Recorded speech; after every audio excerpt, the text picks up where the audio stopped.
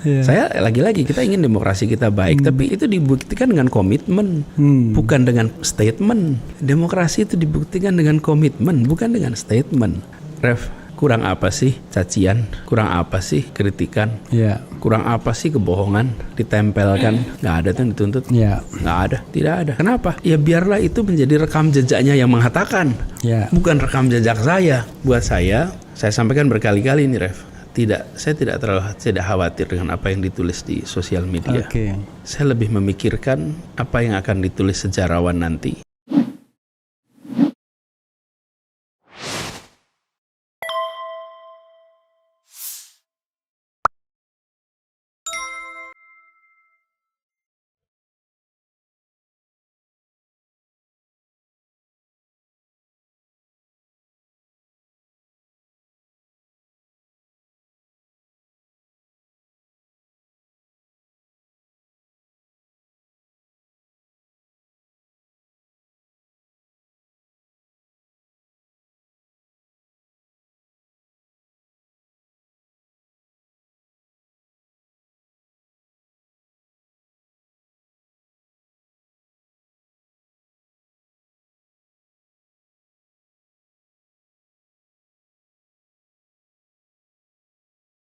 Bagaimana penilaian Pak Anies mengenai kondisi demokrasi di Indonesia saat ini dan pendapatnya mengenai presidensial threshold 0% atau maksudnya tanpa presidensial threshold ini 0%? Ya, gini.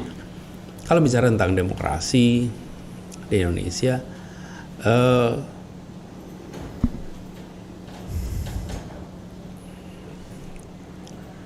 proses elektoral itu harus dijaga. Jangan sampai elektoral proses ini sampai terganggu. Dan kualitas proses elektoral ini harus makin hari makin meningkat. Jadi kalau bicara dari dulu kan bicara jurdil ya, jujur, adil, yaitu harus makin hari makin lebih baik.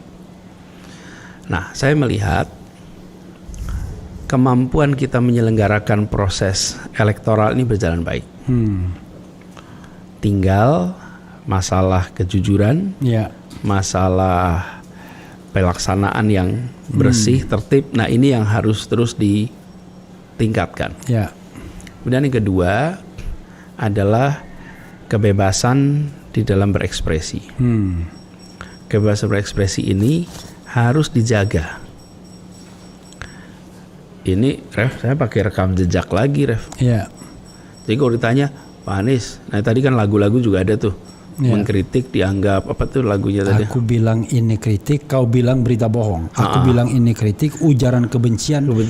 Ya, kau tuduhkan. Aku bilang ini kritik, kau katakan penghinaan. Apa lente? Iya, semua. Nah, yang bikin saya kan?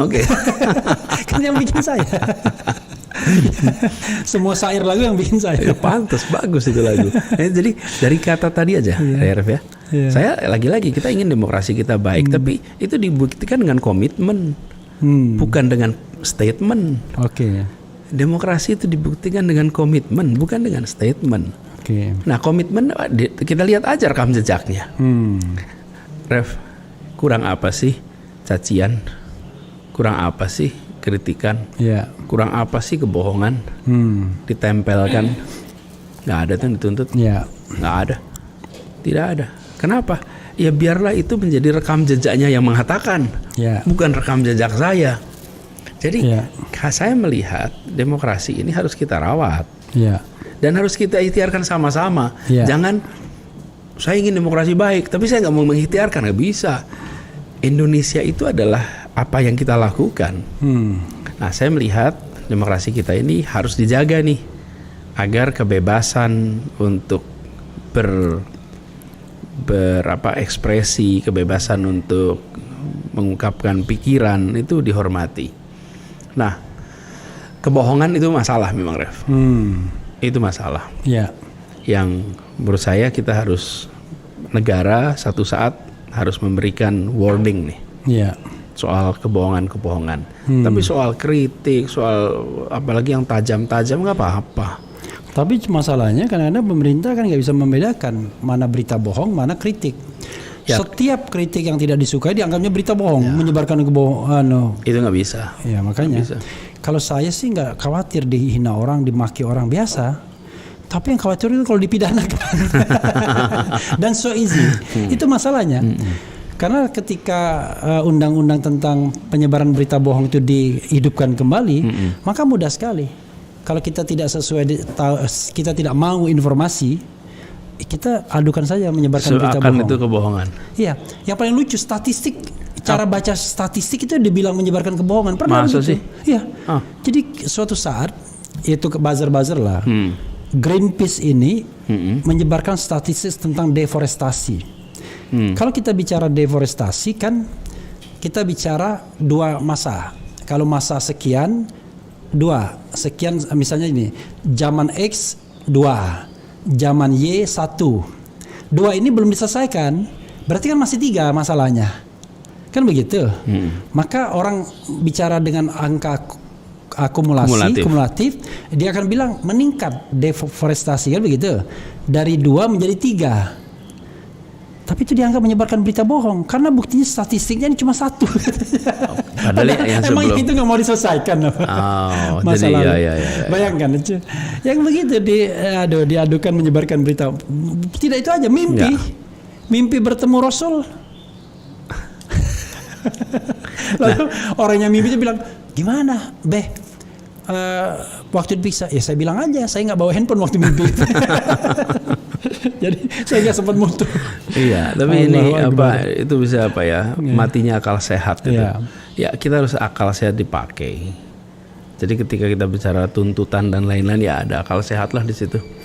Iya sebenarnya. Tapi persoalan terbesar kan, nah kita agak jadi mulai dia merambat juga. Persoalan terbesarnya adalah kalau misalnya law enforcernya itu berpihak gitu. Punya agenda sendiri itu berat, ya kan? Ya. Padahal dia kan harusnya netral kan? Ya. Jadi dia netral dari apapun, dia cuma bicara tentang law enforcement saja, penegakan hukum saja. Ya. Nah itu gitu. Arah, jadi itu harus diberikan arah. Gitu. Dan saya juga melihat ketika kita bicara demokrasi di Indonesia harus diperhatikan bahwa salah satu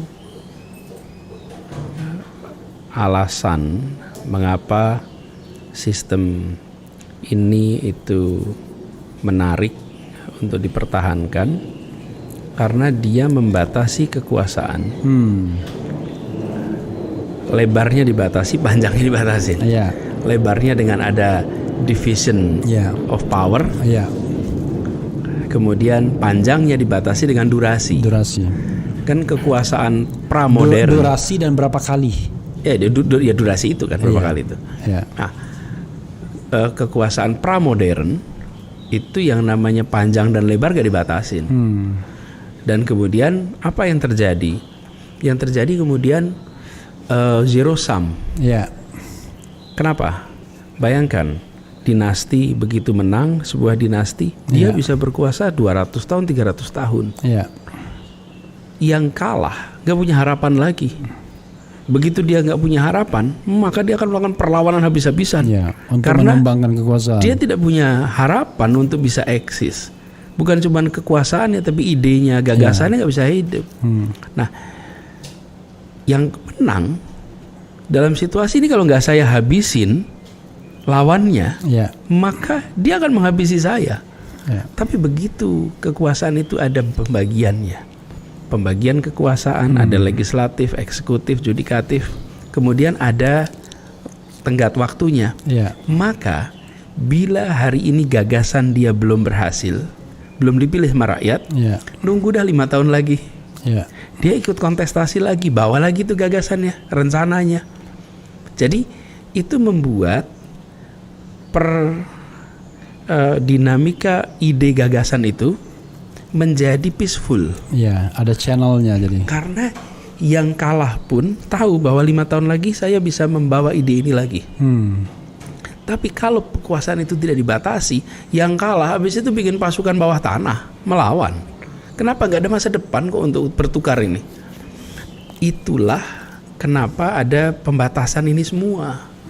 Supaya kita memiliki ruang agar perbedaan yang pasti ada di masyarakat, perbedaan gagasan, perbedaan kepentingan, itu dikelola lewat mekanisme yang damai. Itu sebabnya kita punya sistem seperti ini. Nah, sejauh ini Indonesia dibandingkan negara-negara lain, kita yang mengalami demokratisasi itu secara umum kita baik, tapi kualitasnya harus terus-menerus ditingkatkan. Ya. Jadi gitu ya. Ada pertanyaan lain? Walaupun kemudian saya berpikir ya, ini demokrasi kita ini bertumbuh kembang atau lagi mundur? Kenapa? Demokrasi kita ini lagi tumbuh kembang atau lagi mundur? Mudah-mudahan. Tapi demokrasi itu selalu punya self-correcting mechanism kok. Lihat aja di Amerika kemarin. Iya. Ketika Donald Trump itu melakukan segala macam dan abuse. Kita nggak bisa bayangkan ada Amerika Serikat yang champion demokrasi, tiba-tiba Donald Trump yang jadi presidennya. Dia terpilih. Gitu. Tapi ini ada mekanisme koreksi. Itulah sebabnya kenapa durasi itu ada. Ya. Itulah sebabnya kenapa besaran kekuasaan itu dikendalikan, supaya bila ketemu dengan situasi-situasi yang tidak sesuai dengan kepentingan publik, tidak sejalan dengan akal sehat, maka bisa dikoreksi dengan cepat. Ya. Kami menghormati pembaca di media sosial dengan menyampaikan informasi yang akurat, informasi yang baik, lengkap. Itu sebetulnya ya, Ref, itu cara menghormati audiens, Ref. Kalau kita menyampaikan sesuatu dengan lengkap, dengan baik, itu kita menghormati pendengar kita kok. Kita menghormati audiens. Tapi kalau kita menyampaikan kabar yang tadi mesin pencetak fakta-fakta yang tidak benar, itu merendahkan audiens kita. Nah, bentuk penghargaan itulah yang kita ingin jaga. Jadi bagi mereka-mereka yang aktif kemudian menulis, itu banyak sumber-sumbernya, dan kita sampaikan apa adanya. Buat saya sampaikan berkali-kali ini, Ref. Saya tidak khawatir dengan apa yang ditulis di sosial media. Saya lebih memikirkan apa yang akan ditulis sejarawan nanti, dan yang akan saya pertanggungjawabkan di hadapan Allah Subhanahu Wa Taala.